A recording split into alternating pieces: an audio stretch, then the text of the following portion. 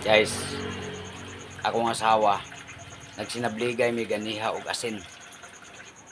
Kay itanaw namo kung gilumay ba daw, naglumay ba ko saya o siya ba naglumay sa ako. Sablig mig asin, isabligan ako sig asin. Isabligan ko ng asin. So ko murag feeling na ako wala man ipik sa kuha. Siya ni ipik. Pero nasuko na na. Perting sukuha na. So ibig sabihin nitalab ang asin.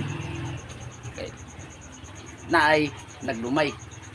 Gilumay daw na ko siya. So karon, ang buhaton nako para mobalik ang lumay, bitsin. Ako nagsabigan bitsin. Asa to bitsin? Bitsin. Walay bitsin guys. Kani. Magic sarap. Magic sarap akong isablik. Para mabalik.